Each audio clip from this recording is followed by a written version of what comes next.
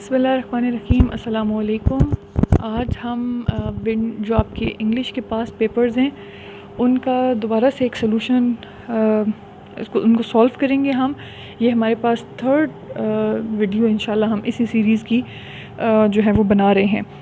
तो इसके अंदर जो है बेसिकली हम आपने पहली वीडियोस में भी देखा होगा, हम कुछ MCQs लेते हैं आपके पास पेपर से और उनके आंसर्स तो आपको हर जगह पे मिल जाते हैं, लेकिन हम थोड़ा सा कोशिश करते हैं कि हम उनके रीज़न्स को डिस्कस करें कि क्या रीज़न्स हैं जिनकी वजह से हम वो वैल्यू जो वर्ड पुट किया जाता है वो क्यों पुट किया जाता है, उसके रीज़न को देखने की कोशिश करते हैं।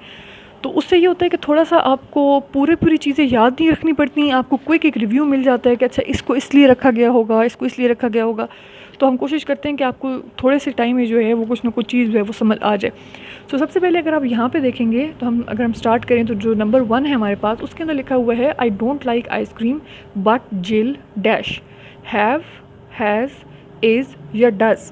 तो इसके अंदर कौन सा वर्ड सूटेबल है हमने वो लगाना है।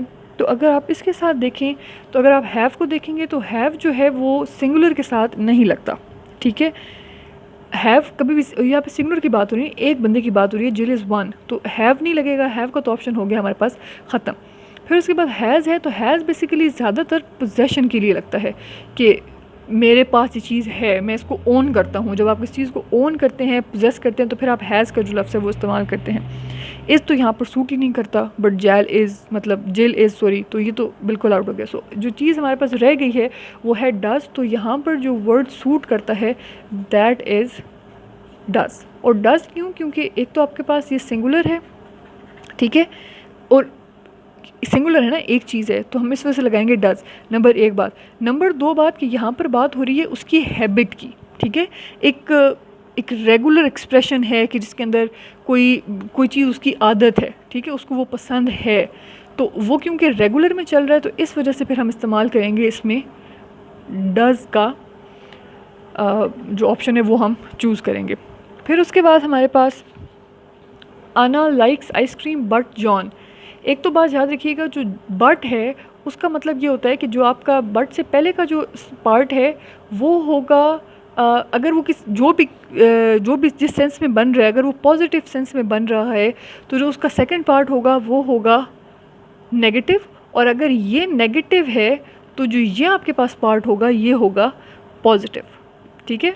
बट जो है वो आपकी सेंस को ऑपोजिट कर देता है, उसके बाद का जितना पार्ट होता है वो पहले वाले सेंटेंस से बिल्कुल उल्ट होता है। तो एक तो बात हमें ये समझ आ गई है कि जो पहले वाला पार्ट है क्योंकि उसमें पॉजिटिव है तो अगले वाले में नॉट तो लाजमी आना ही आना है। तो अगर नीचे देखेंगे तो सब में ही नॉट है, तो इसका मतलब ये है कि हमने अब इसमें से बेहतरीन जो है वो चूज़ करना है। अगर इसको और ऊपर वाले को आप कंपेयर करें तो ये बिल्कुल सेम मल्टीपल चॉइस क्वेश्चन है, सिर्फ इसके अंदर नेगेटिव कैटेगरी है जो है वो नेगेटिव डिग्री इस्तेमाल की गई है। हैव अगेन तब इस्तेमाल होगा जब हम लोग जो है कोई आपके पास जो सिंगुलर है वो ना हो, सिंगुलर होगा तो हम हैव इस्तेमाल नहीं कर सकते। हैज़ अगेन पोजेशन के लिए इस्तेमाल होता है, इज़ नॉट तो सूट ही नहीं करता। तो पीछे एक जो और सूटेबल ऑप्शन हमारे पास बच जाता है अगेन जो है वो हमारे पास क्या है, डज़ नॉट। तो यहाँ पर जो चीज़ लगेगी दैट इज़ डज़ नॉट, ठीक है। तो यहाँ पर इसलिए हम इस्तेमाल करेंगे डज़ नॉट, ठीक है। फिर उसके बाद हमारे पास नेक्स्ट आ जाता है 27 जो है, उसके अंदर अगर आप देखें तो हम लोग जो इस्तेमाल कर रहे हैं, जो क्वेश्चन हम इस्तेमाल इसमें लर्निंग के लिए यूज़ करें वो है I have been to Australia but एना डैश। अब इसमें हमने क्या करना है, एक तो ये बट के बाद आ जाएगा, उसका मतलब है नॉट तो आपके पास लाजमी ही आना है। So have not, has not, is not, does not. एक बात तो ये कि आई के साथ देखें हैव बिन आया है, ठीक है, आई के साथ यहाँ पर क्या लिखा हुआ है, हैव बिन। तो क्योंकि आमना जो है, जो यहाँ पर एना है, सॉरी एना जो है वो थर्ड पर्सन है और सिंगुलर है जो यहाँ पर मौजूद नहीं है। तो जब वो यहाँ पर मौजूद नहीं है तो फिर हम उसमें उसको कौन सी डिग्री इस्तेमाल करेंगे, उसके लिए हैज़ नॉट जो है वो हम यूज़ करेंगे, ठीक है। और इसको आपको सेंटेंस के मुताबिक भी देखना पड़ता है। अब मैंने वहाँ पर आपको बताया था कि अगर इस तरीके का कोई सेंटेंस हो जहाँ पर किसी की कोई आदत की बात हो रही है कुछ भी, तो उसमें आपने फिर आदत और पोजेशन में कंपेयर करने का आप हैज़ लगा सकते हैं या नहीं लगा सकते। यहाँ पर जब एक इंसान की बात हो रही है और वो इंसान मौजूद भी ना हो, थर्ड पर्सन में हो, तो फिर आप वहाँ पर हैज़ का इस्तेमाल कर सकते हैं, चाहे आपने पोजेशन शो ना भी करनी हो, ठीक है जी। फिर उसके बाद हमारे पास नेक्स्ट जो है वो आ जाता है we dash a beautiful puppy called Molly. तो अब इसके अंदर जो we was a beautiful puppy, we having a beautiful puppy called, we did a beautiful, तो ये तो जो वॉज और डिड है तो बिल्कुल निकल गए। हैविंग थोड़ी सी सेंस बना रही है, लेकिन कॉल्ड से हमें पता चल रहा है कि कुछ पास्ट की बात भी हो रही है।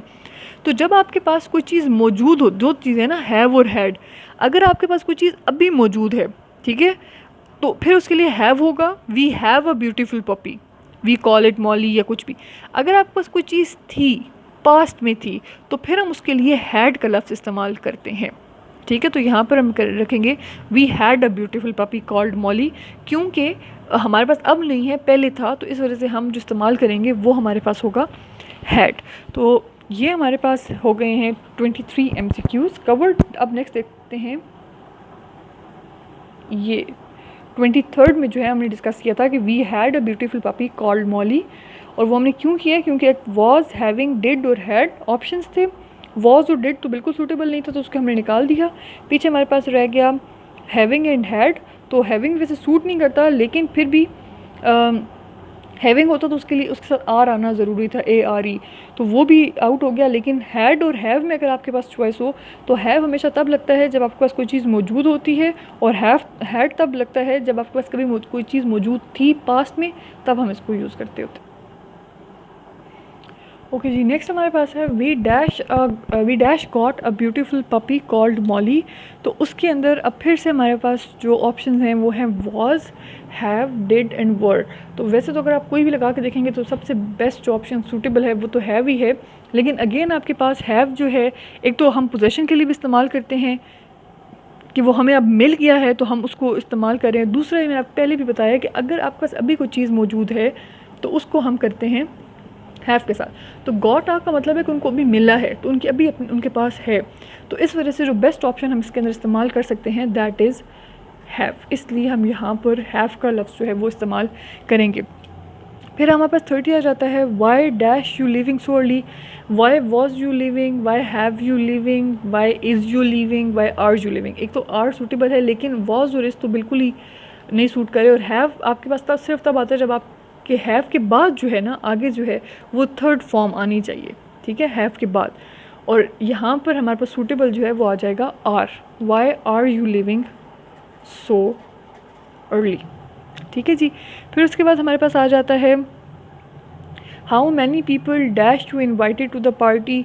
अगेन हमने एक तो लोग आपके पास ज़्यादा हैं, तो आपके पास जो बेस्ट ऑप्शन, सूटेबल ऑप्शन जो है वो है हैव, कि आपने क्या लिखेंगे, how many people have you invited to the party. उसके बाद जो नेक्स्ट है thank goodness we dash a dishwasher.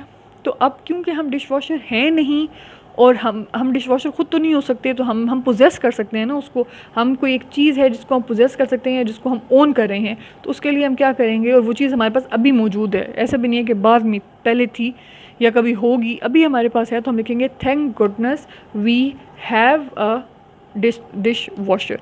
तो इसलिए हम यहाँ पर जो है वो हैव का लफ्ज़ इस्तेमाल करते हैं। फिर उसके बाद हमारे पास जो नेक्स्ट हैं वो हमारे पास है मेरी never dash the washing up. मेरी नेवर डज द वॉशिंग, आगे अप नहीं आएगा इस बस यहीं पे, मेरी नेवर डज द वॉशिंग। तो अगेन आपके पास वही चीज़ जो हम पहले डिस्कस कर चुके हैं कि सिंगुलर है, ठीक है, एक बंदी की बात हो रही है, तो उसमें हम क्या इस्तेमाल कर लेंगे, डज इस्तेमाल करेंगे। वेयर डैश यू सैटरडे, एक येस्टरडे सॉरी, तो येस्टरडे आ गया, तो सबसे पहले तो ये बात हो गई कि हम पास्ट की बात कर रहे हैं, ठीक है।